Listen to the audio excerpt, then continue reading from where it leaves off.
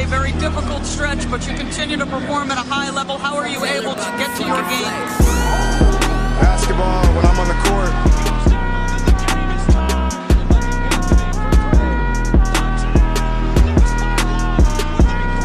Rebecca, in the future, when you interview me, can you please take off your damn heels? He said, I'll present you, provided you let me wear your heels. We'll save that for later.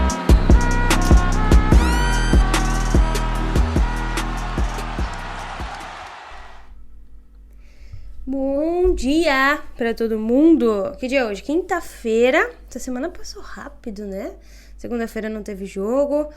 Enfim, muitas coisas aí aconteceram durante essa semana. Mas ontem só aconteceu um jogo, né?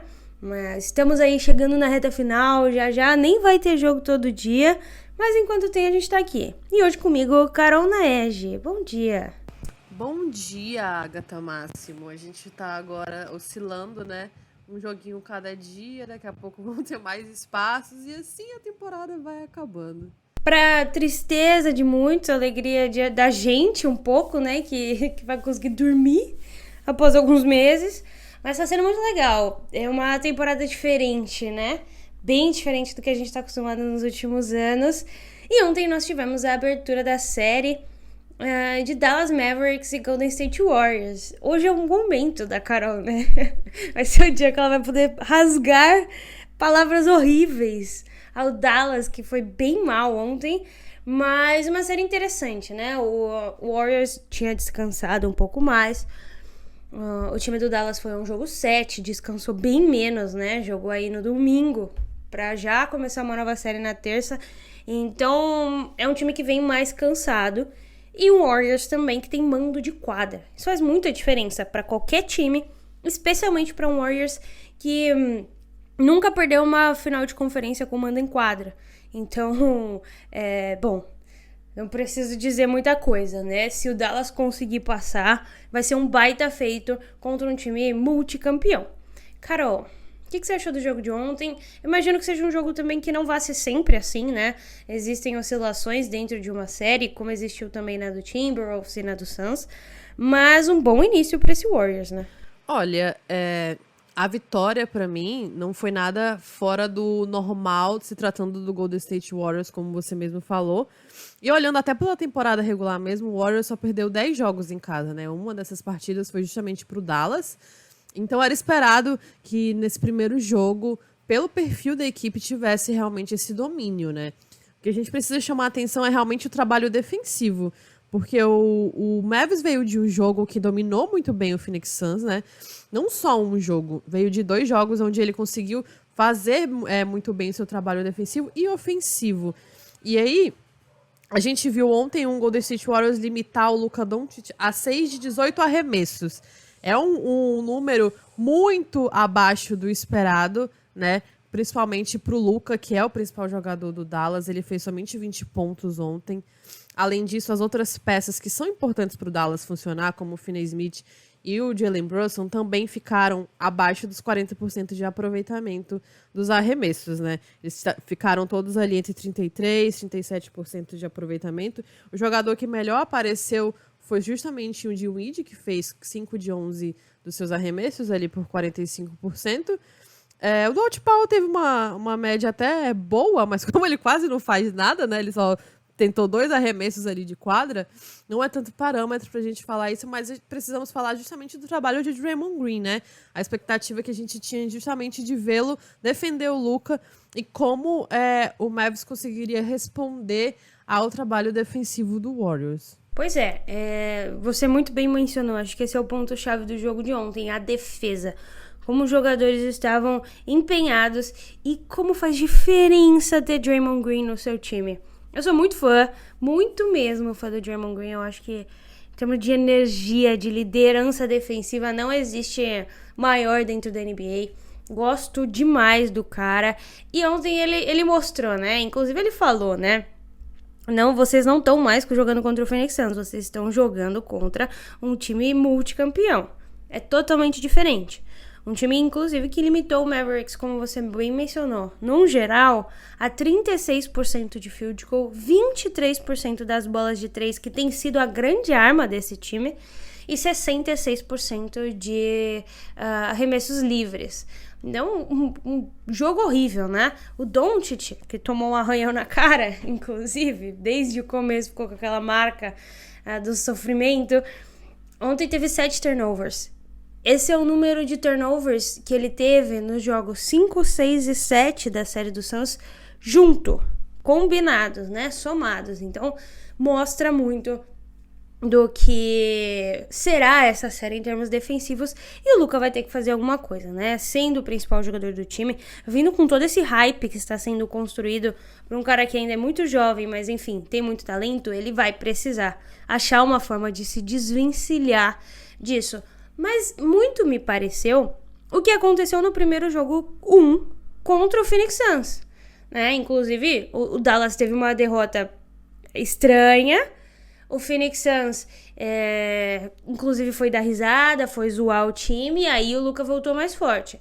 Existe aquilo que a gente tem falado nos últimos episódios, toda a humildade do Golden State Warriors. É um time que não vai ficar dando entrevista, agindo como se eles já tivessem ganhado. Eles já aprenderam com isso no passado, tomaram aquela virada de 3-1 durante a melhor temporada da história da NBA, né? Aquele 73-9. Mas hoje é um time que sabe muito bem a dificuldade de passar uma série, que ela só acaba quando termina, né? Quando bate as 4 vitórias.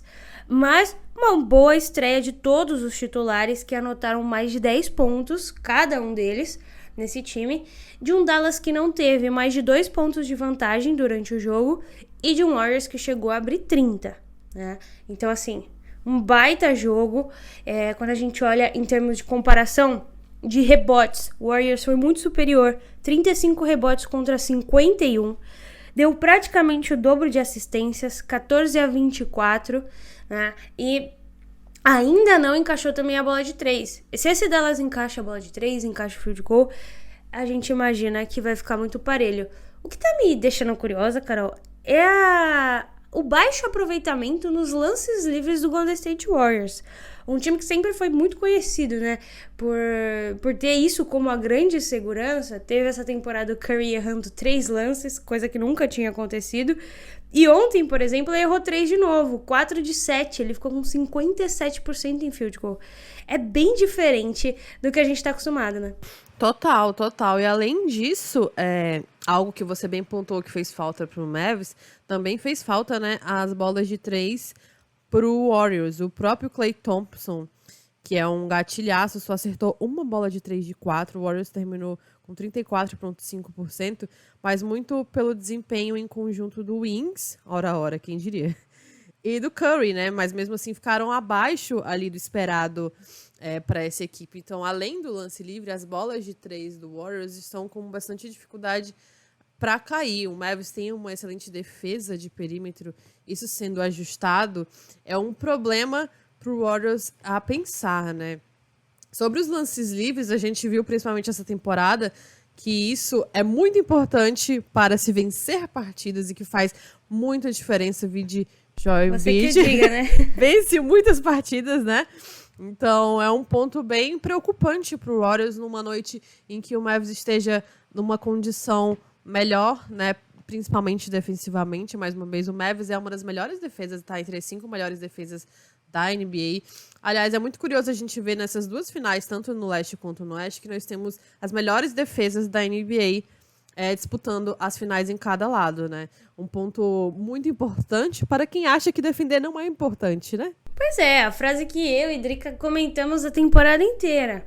Ataques ganham jogos, defesas ganham campeonatos. E é assim, sempre foi assim, e sempre vai ser assim. Existe um time que estava abaixo da média na defesa e foi campeão, e foi o Los Angeles Lakers, lá na época de 2000. Mas ninguém foi campeão tendo defesa abaixo da média da NBA. Então, assim, não adianta lutar contra isso, não adianta bater na tecla que foram batidas nos últimos 2 anos de super times no ataque. precisa existir defesa. E a gente tá falando de um baita time na defesa, um grande líder na pessoa de Draymond Green, e um time com uma cultura que a gente já conhece, capaz de estender, né, essa habilidade defensiva, não diria habilidade, mas esse interesse, esse esforço defensivo para todos os outros membros do elenco. Agora, o Dallas vai ter que tirar coelhos aí da cartola, né? O Golden State Warriors é muito forte dentro de casa, precisa mostrar pelo menos algum tipo de adaptação para esse próximo jogo. Tirando todo o histórico de Jason Kidd fora de quadra, é importante a gente dizer que talvez esse seja o melhor trabalho dele da NBA, né? Melhor que o Bucks e que as suas outras passagens. Ele tem feito ajustes muito interessantes e tem dado certo, né? Uma vez que os caras estão aí na final de conferência. Mas alguns outros role players vão ter que aparecer como apareceram ao longo da série. Talvez por falta de experiência, né, da maioria desses jogadores. Não vou saber fazer uma conta agora de alguém que já chegou, mas eu acho que nesse time do Dallas não tem quase ninguém aí que deve ter chegado a uma final de conferência. Então é a primeira vez para todo mundo contra um time muito experiente. Apesar de algumas peças novas do Warriors, demora de fato para se adaptar, né? Demora um tempo para você entender que você trocou de adversário, que é uma nova maneira de jogo. Quem fez isso muito bem foi o Boston Celtics, mesmo com a derrota, né? Boston Celtics veio de um esquema de jogo chutando muito de 3 para um esquema de jogo de infiltração de uma série para outra trocando muito rápido. Mas um Jason Tatum que tem praticamente a mesma idade do Luka Doncic já tá indo para a terceira final de conferência. Então existe muita diferença de experiência, de fato, nestes grandes momentos. Como existiu também pro Suns no jogo 7. Muito se falou, o Suns chegou na final, o Suns já sabe o que é jogar finais, mas o Suns nunca tinha jogado um jogo 7, aquele elenco, né? Com exceção do Chris Paul, Devin Booker não tinha jogado e todos os outros também não. Diferente desse Dallas, que muitas peças que estavam com o Luka antes sofreram na mão do Clippers por 2-3 anos seguidos. Então, um Dallas que já estava acostumado com a pressão. Se existir a possibilidade, né, existir a habilidade de levar esse jogo para um jogo 7, imagino eu que as coisas vão ficar mais parelhas. Mas você imagina alguma coisa para o próximo jogo, Carol? Alguma mudança aí mais efetiva para tentar fazer um pontinho fora de casa? Olha, é muito disso que você falou, né? O Dallas necessita que os seus role players apareçam justamente porque o Luka vai estar muito condicionado à defesa do Draymond Green, né? E foi justamente o que não aconteceu ontem, com exceção do Dinwiddie. Então, precisa que Finney-Smith e Jalen Brunson, principalmente, que foi um cara no começo dos playoffs, quando o Luka não jogou ali contra o Utah Jazz, que chamou muito a responsabilidade, né? Óbvio que são equipes diferentes, em situações diferentes. Mas precisa muito que ele volte a aparecer como ele estava nesse começo de caminhada dos playoffs. Senão fica difícil para o Dallas conseguir roubar nesse início de série um mando ali do Warriors, justamente por toda a experiência que você já apontou, a experiência da equipe. Tem um técnico muito experiente, né? Uma cabeça que pensa muito, muito pensante ali na beira da quadra, que consegue fazer bons ajustes durante a partida e durante a série também, até em nível bem superior que o Jason Kidd, não desmerecendo o trabalho que ele vem fazendo no Dallas, mas querendo ou não, Steve Kerr, né? Então, acredito que realmente pro Dallas conseguir beliscar um jogo, precisa que esses jogadores que estão ao redor ali do Luka apareçam e principalmente que a bola de 3 volte a cair, né? Que foi uma arma muito importante, a gente viu bastante no jogo 7 contra o Phoenix Suns. As bolas de 3 caíram bastante. Ontem, em alguns momentos, o Bertans, que veio do Wizards, até entrou, justamente porque ele tem essa bola de 3, né, para recolocar a equipe no jogo, mas não estava funcionando ainda assim. E esse desempenho do banco é muito importante. A gente teve ontem o Warriors com 29 pontos vindo do banco e o Mavs com apenas 20. O Jordan Poole e o Otto Porter Jr. Conseguiram entrar na partida e dar esse auxílio, enquanto o Dinwiddie e o Max Kleber só fecharam o jogo com 20 pontos, que faz muita diferença. É isso, né? Hoje nós teremos o jogo entre Boston Celtics e Miami Heat, jogo 2, ainda em Miami, que foi o líder da Conferência Leste. E amanhã teremos novamente a partida entre Dallas e Golden State Warriors. Está se afunilando. Agora é jogo todo dia e um só, então comprei uma pipoca, faça uma janta especial aí pra assistir. O jogo vai ser bom. É muito provável que Marcus Smart volte hoje, o que significa o homem defendendo Jimmy Butler. E é isso. Pra finalizar, lembrar vocês de duas coisas. Carol, pensa aí numa apostinha pra gente fazer hoje, enquanto eu conto pro pessoal da Orelo. Bom, a gente já tem falado há alguns dias, mas agora nós estamos na Orelo. E o que é Orelo? Orelo é uma plataforma que remunera os podcasters, então é muito legal, por reprodução ou por assinatura. Então você pode ouvir a gente por lá, esses podcasts que você já está acostumado a ouvir. Cada reprodução de vocês gera um valor pra gente, o que é muito bacana, porque dá trabalho, vocês sabem. E vocês podem também assinar. Existem 4 tipos de planos diferentes e nele vocês recebem conteúdos exclusivos. Textos, podcasts, grupos no Telegram exclusivo, até mesmo camiseta da nossa loja da Watson. Então, se eu fosse vocês, eu acessava orelo.cc/NBA das Minas, ouvia a gente por lá e aproveitava para assinar um dos planos e ficar mais próximo da gente, né, Carol? Agora me diga, teremos apostas? Me diga o que você está pensando aí, o que a gente vai fazer hoje. Teremos. Então, né, vamos apostar no feito é ótimo, no fazedor de café. Que o fazedor de café tá ficando bem... O café dele tá começando a fazer mais efeito, né? Vai passando as fases, o café dele começa a fazer mais efeito. O homem tá brabo, né? Vamos lá. Pontos. Quantos pontos está aparecendo Jimmy Butler? Vamos de 25 mais? Podemos. Que mais? Vamos botar o Jaylen Brown, porque ele xingou o Jaylen Brown? 25 mais tá pagando 1,43. 26,5 mais tá pagando 1,93. Vamos acreditar no impossível. Vai fazer 40 pontos de novo. Pelo menos 27 tá bom, não precisa ser 40. Tá bom. Vamos botar o Jaylen Brown, porque ele provocou. E aí vai ter uma situação ali dentro de quadra. Ele deu uma cutucada ali com uma vara bem curtinha nele. Mais de 24. Mais de 26. Quanto tá pagando pra mais de 24? Mais de 24, 1,87. Mais de 26, 2,10. Você quer arriscar? Porque a média dele aqui nos playoffs, por enquanto, tá 23 pontos, mais ou menos. Não, hoje ele vem, Carol. Hoje ele vem. Hoje eu tô a fim do impossível.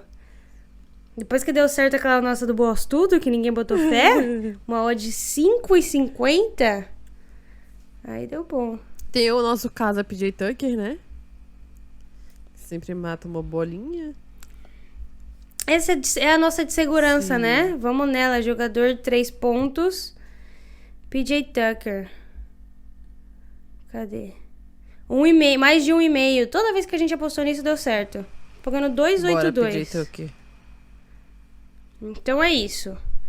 Miami Heat versus Boston Celtics. Jimmy Butler mais de 26 pontos e meio. Jaylen Brown mais de 26 pontos. E PJ Tucker mais de... pelo menos 2 cestas de 3. É isso? Fechado. Tá combinado. Vou dar um print aqui pra depois a gente postar. E é isso. Um bom dia pra vocês. Até amanhã.